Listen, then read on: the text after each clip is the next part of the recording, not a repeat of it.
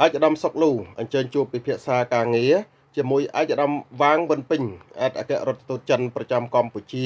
ដើម្បីពង្រឹងទំនាក់ទំនងកិច្ចសហប្រតិបត្តិការនិងស្វែងយល់ពីសក្តានុពលចម្រុះនៅខេត្តបាត់ដំបងនាព្រឹកថ្ងៃទី6 ខែមីនាឆ្នាំ2026នេះឯកឧត្តមសុកលូអភិបាលនៃគណៈអភិបាលខេត្តបាត់ដំបងបានអញ្ជើញជួបសម្ដែងការគួសម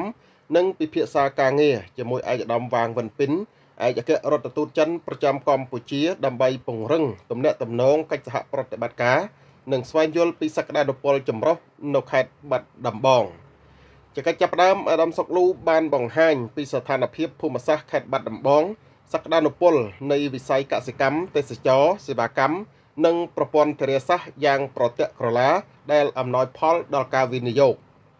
អាដាមសង្កត់ធ្ងន់ថាខេត្តបាត់ដំបងមានសក្តានុពលខ្លាំងលើវិស័យកសិកម្មប៉ុន្តែការវិនិយោគលើការកែច្នៃវេចខ្ចប់នៅមានកម្រិតក្នុងន័យនេះអាដាមសុកលូស្នើឯកអគ្គរដ្ឋទូតចិនជួយគៀងគរអ្នកវិនិយោគចិនមកបណ្ដាក់ទុនវិនិយោគលើការកែច្នៃកសិផលនិងឈានទៅបង្កើតឲ្យមានតំបន់សេដ្ឋកិច្ចពិសេសចិននៅខេត្តបាត់ដំបងអាដាមសុកលូស្នើភាគីចិនពិនិត្យលទ្ធភាពរៀបចំឲ្យមានការចងសម្ព័ន្ធមេត្រីភាពរវាងខេត្តបាត់ដំបងនិងក្រុងឬខេត្តណាមួយនៃប្រទេសចិនដើម្បីពង្រឹងកិច្ចសហប្រតិបត្តិការនិងទំនាក់ទំនងឲ្យកាន់តែស៊ីជម្រៅបន្ថែមទៀតជាកិច្ចឆ្លើយតបឯកឧត្តមវាងវិនពេញ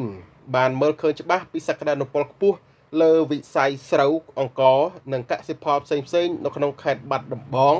ហើយស្ថានទូតចិនប្រចាំកម្ពុជាបានចាត់ទុកការអភិវឌ្ឍលើច្រករបៀងមច្ឆា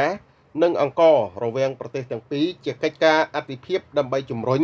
កិច្ចសហប្រតិបត្តិការលើវិស័យកសិកម្មផ្ដោតលើការនាំចេញមច្ឆានិងកសិផលរបស់កម្ពុជាទៅកាន់ប្រទេសចិនឯកឧត្តមវាងវិនពេញបានលើកឡើងពីការជំរុញសភាពាណិជ្ជកម្មចិនប្រចាំប្រទេសកម្ពុជាឲ្យបង្កើនកិច្ចសហប្រតិបត្តិការជាមួយរដ្ឋបាលខេត្តបាត់ដំបងព្រមទាំងនាំយកសក្តានុពលរបស់ខេត្តបាត់ដំបងទៅបង្ហាញដល់អ្នកវិនិយោគចិនដោយឯកឧត្តមចាត់ទុកខេត្តបាត់ដំបងជាខេត្តមួយដ៏សំខាន់ក្នុងការពង្រឹងទំនាក់ទំនងនិងកិច្ចសហប្រតិបត្តិការរវាងប្រទេសចិននិងកម្ពុជាឯកឧត្តមបានអះអាងពីការជំរុញការចងសម្ព័ន្ធមេត្រីភាពរវាងខេត្តក្រុងនៃប្រទេសចិននិងរដ្ឋបាលខេត្តបាត់ដំបង